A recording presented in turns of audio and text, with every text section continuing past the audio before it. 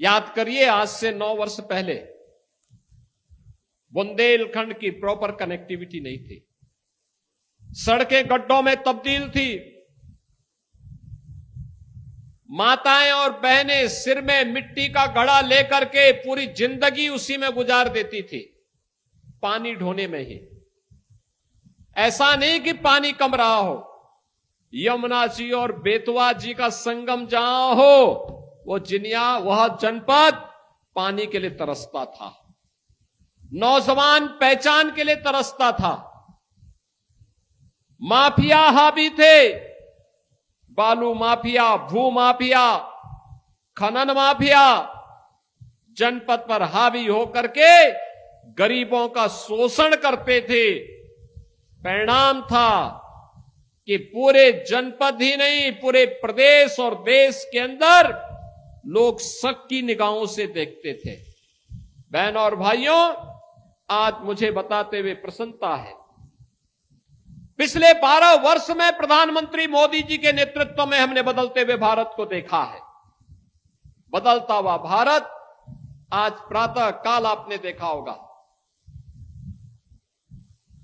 दुनिया के लगभग 100 देश भारत की ऋषि परंपरा के प्राचीन विधा योग के साथ जुड़े थे। जब दुनिया के लाखों लोग योग की परंपरा के साथ जुड़ रहे थे, तो न केवल वर्तमान बल्कि हमारा अतीत भी गौरवान्वित हो रहा था और भविष्य भी अपने आने वाले समय के लिए प्रफुल्लित होता हुआ दिखाई दे रहा था।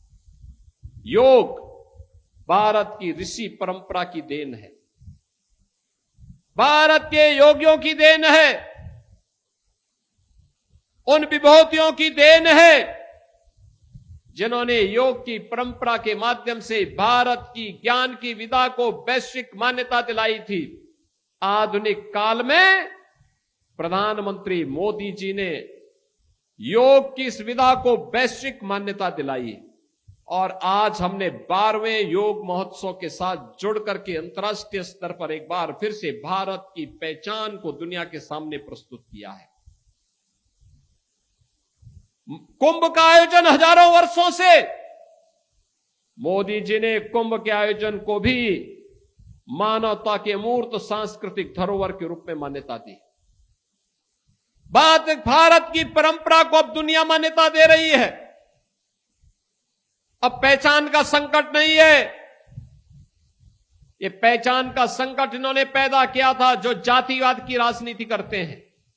सत्ता में आते हैं तो अपने परिवार का पेट भरते हैं, उनको अपने परिवार के अलावा कुछ नहीं दिखता। लेकिन मोदी जी के लिए तो 140 करोड़ का भारत ही परिवार है और हमारे लिए 25 करोड़ का उत्तर प्रदेश ही परिवार है। इसलिए उन 25 करोड़ जनता जनार्दन के हित के लिए कार्य करना, उनके लिए योजनाएं बनाना, उसको प्रभावी ढंग से लागू करना, जब इस उद्देश्य के साथ कार्य होता है तो परिणाम आने में भी देर नहीं लगती।